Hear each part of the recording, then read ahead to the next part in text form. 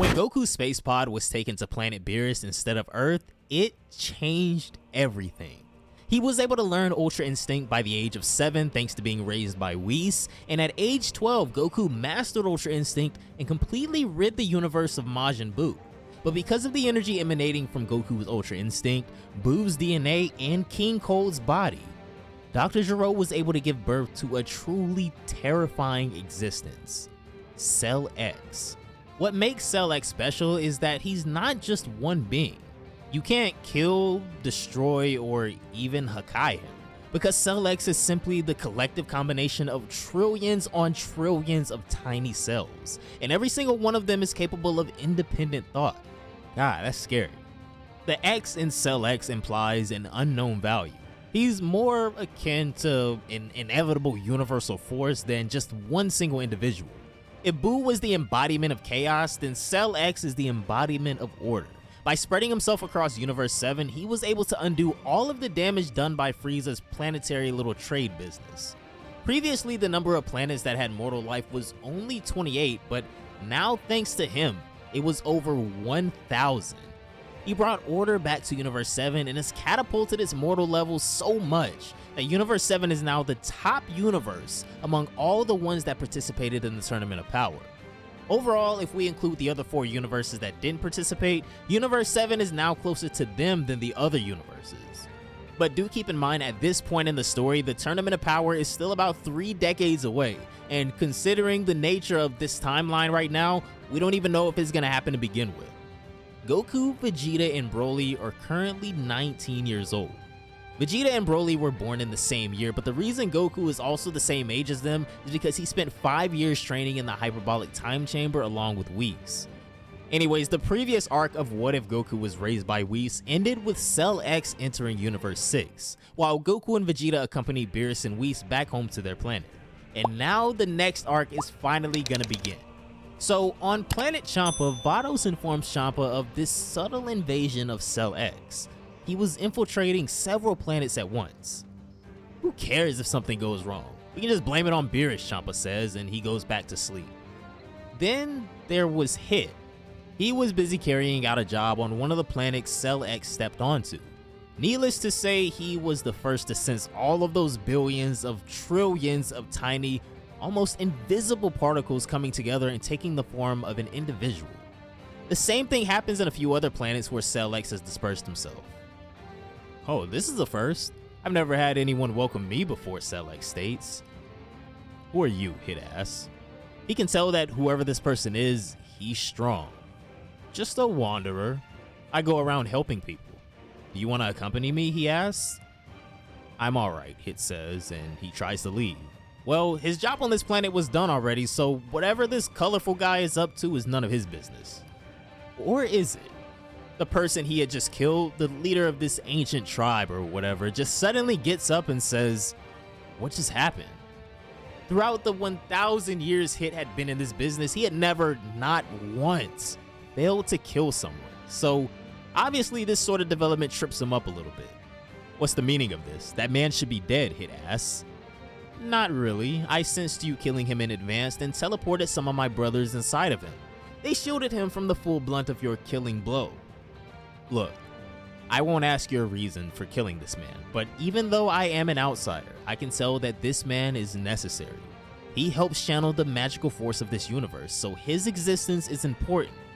Perhaps more important than both you and me, Cell X declares. I don't care. Move so that I can kill him again. I have another job lined up for later today. I can't waste any more time, Hit replies. You're free to leave, my friend, but I'm not letting you kill this man. Give up, Cell X asserts.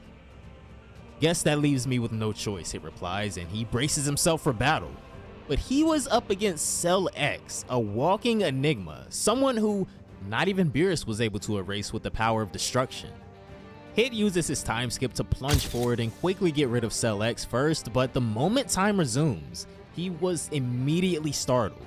A portion of Cell X was inside Hit's body, and so right when Hit attempts to attack, his entire body screams and tells him to stop. Cell X has more control over him than he does himself. Hit was planning on going all out, but he would then realize that the deadline had already passed. He wasn't able to kill the prospect in time. It takes the L like a man and prepares to leave. Hey, that's an interesting body you've got there, but I wouldn't be so carefree. It's hard enough for two people to agree on something, and yet you guys are in trillions. Only a matter of time before you self-destruct or something, Cell Hit says, and then he leaves the chat. Meanwhile, on planet Beerus, Vegeta learns more about Ultra Instinct from Whis. He may have been able to unlock Super Saiyan Rage, but as far as skill issues go, he will lose to Goku in one punch still. Tell me, Whis, how do I catch up to Kakarot?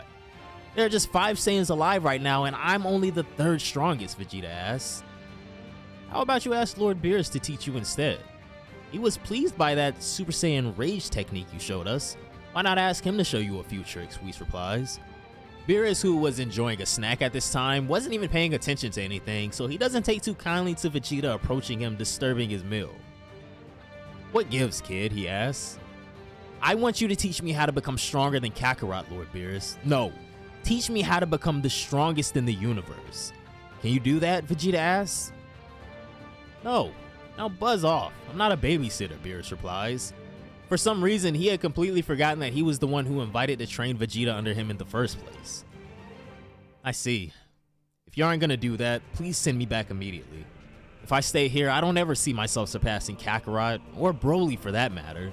Vegeta just outright says it like it is.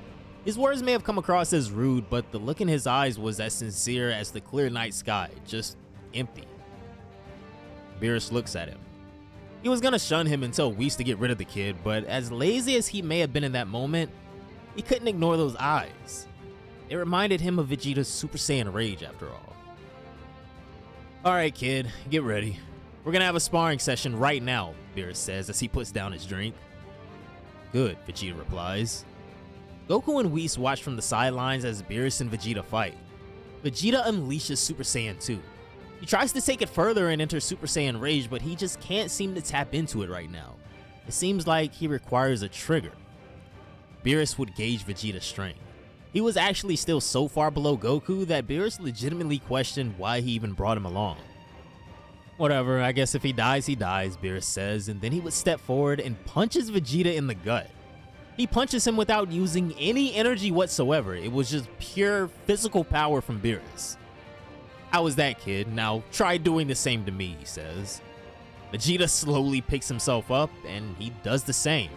He uses every ounce of strength in his body to land a punch on Beerus, but the one who gets hurt is not Beerus, it was Vegeta. Beerus immediately slaps Vegeta across the face. What was that? You aren't even strong enough to give me a massage, kid. Beerus would slap Vegeta again, and then again, and again for some reason. I don't know, he's wilding right now. Goku and Whis can only see it, but Vegeta can feel it. He can feel it in his soul that this man Beerus has no respect for him at all. This wasn't enough to rob him of his zeal, but it did intrigue his curiosity. Tell me, Lord Beerus, what do you think of the Saiyans? What did you think of the ultimate warrior race? Vegeta spits blood as he asked this. Nothing. All of them were worthless to me. I saw nothing but weakness, and weakness disgusts me. You are weak, Vegeta, Beerus says. He would even then step on Vegeta just like how he once stepped on King Vegeta, and the next words that came out of Beerus' mouth stung so deep within Vegeta's gut that it nearly made his entire life up until this point feel worthless. Beerus stomped him once more and said, like father, like son, eh? Right then in that moment, something triggered inside Vegeta. Now, it wasn't anger, helplessness, or anything of that nature. It was just something sinister. A pure emptiness inside of him. Having spent all of his early life working for Frieza, only for an outsider like Goku to come in and kill him, being constantly left behind by Goku and Broly, and even now, even after he swallowed his pride and asked the nemesis of his race to train him, he was still suffering this level of disrespect. It was disgraceful enough to make him feel as though his entire life up until this point was a lie. Goku would step forward and pat Beerus on the shoulder before he could stomp on Vegeta anymore. Hey, that's enough, he says, but Vegeta didn't care anymore. Before you know it, an intense wave of heat engulfs the entire planet. It was so abrupt and swift that it takes Goku a minute to realize that this odd intensity isn't coming from a natural disruption or outside influence. No, Suddenly, everything became clear. Those raging flames had come from him. It was the intensity fueled by the one burning desire that consumed Vegeta, the desire to be the best. The reason Goku took a moment to realize that it was Vegeta is because Vegeta's consciousness was no longer there. His presence was no longer there. This power had quite literally emerged from nothing and turned Vegeta into a dead man walking. He exhales flames as he walks towards Lord Beerus. Without saying a word, he punches him in the gut. Beerus easily tanks this, but a few seconds later, he coughs a little bit. Well, what do we have here? Beerus comments. Is that Super Saiyan rage again, or perhaps something else? Lord Beerus, Vegeta has lost his senses. He has lost himself to some unknown primal power, Whis adds. Hey Vegeta, snap out of it, Goku yells, but at least right now, Vegeta was no longer there. Beerus finds this amusing. He even engages with Vegeta for some time, but there was no point. He couldn't feel any will or rage from Vegeta. Just emptiness. Beerus goes on to beat Vegeta senseless until he can no longer move anymore. He would collapse on the ground and then revert back to his base state and just lie there unconscious.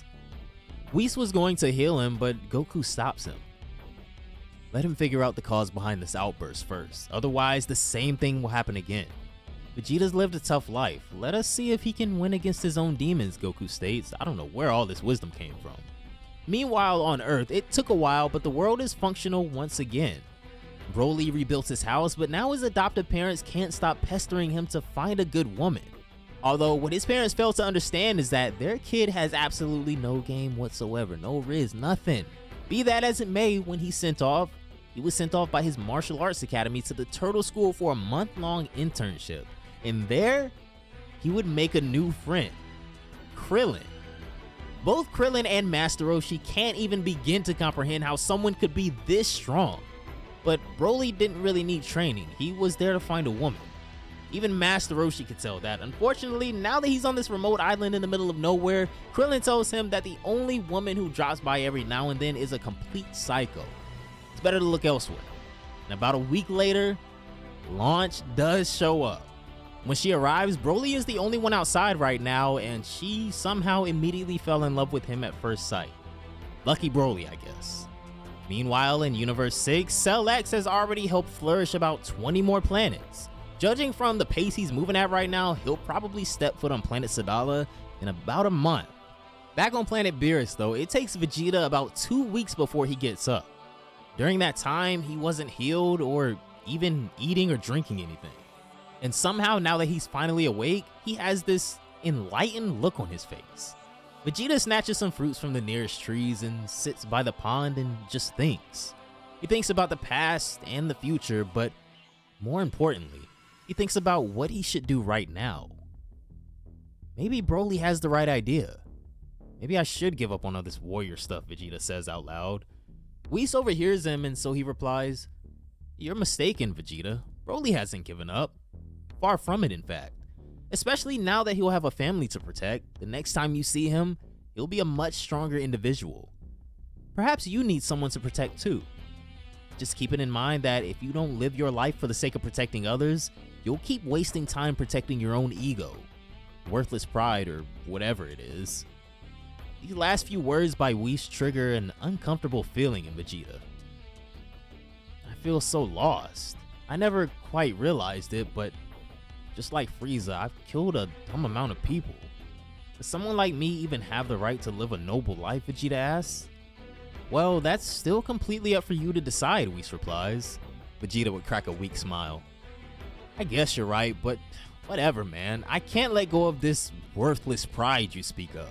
If I stop striving to be the strongest even for a moment, I'll be consumed by that emptiness once again. I have to be strong first. I can figure out the rest later. So tell me, how can I surpass Kakarot? How can I surpass Lord Beerus? Whis sighs. Listen, Vegeta. I trained Goku since he was just a newborn. His body was trained from the very beginning. That's why he was able to master Ultra Instinct. I'll be straightforward with you, Vegeta. You can't. I can teach you to be stronger, but you're never beating him at his game.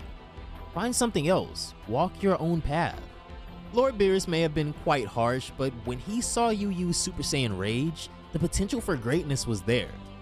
If you can just master your internal state, I'm sure Lord Beerus will be more than willing to teach you the legendary technique of the Destroyers. One that parallels Ultra Instinct, Whis declares. No way, is that true? Vegeta says wide-eyed now. Is there really another technique on the same level as Ultra Instinct? This universe of ours is a vast place, young Vegeta, Whis replies. Vegeta then gets up and asks Whis for a quiet place where he can train himself without any regard for time or even the outside world. He has to kind of be to himself to understand himself after all, and Whis knew exactly the right place to take him. The Room of Spirit and Time. And it was at this moment that the legend of Vegeta, the Prince of Saiyans, would officially begin.